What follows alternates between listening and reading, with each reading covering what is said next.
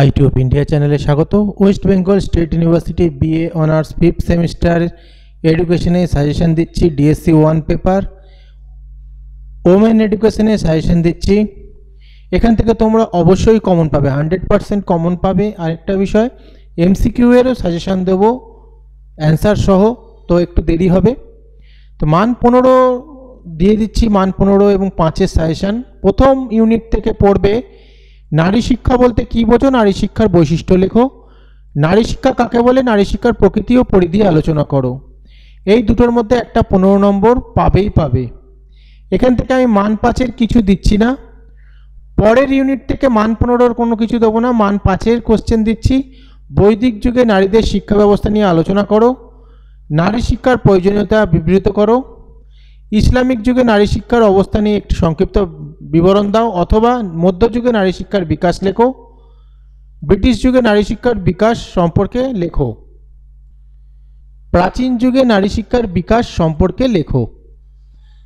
তো 5 নম্বর এই অধ্যায় থেকে কোনো 15 নম্বরে কোশ্চেন দিয়ে নিই। 5 নম্বর ভালো করে পড়বে, এখান থেকে হয়তো দুটো প্রশ্ন আসতে পারে, দুটো প্রশ্ন আসার চান্স আছে। পরের অধ্যায় থেকে মান 15-এর জন্য সাজেশন দিচ্ছি। স্বাধীনতার পরবর্তীকালে নারী শিক্ষা সম্পর্কে বিভিন্ন কমিশনের সুপারিশগুলি লেখো, নারী শিক্ষা সম্পর্কে বিভিন্ন কমিটির সুপারিশ লেখো। সেম কোশ্চেন হবে, এই দুটো কোশ্চেন কিন্তু সেম।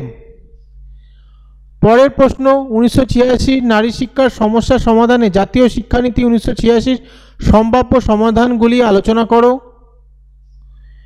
নারী শিক্ষার প্রসারে শিক্ষকের ভূমিকা আলোচনা করো, নারী শিক্ষার সমস্যা সমাধানে 1986 সালের জাতীয় শিক্ষানীতির প্রদত্ত সম্ভাব্য সমাধানগুলি উল্লেখ করো। অর্থাৎ এই প্রশ্নটাই।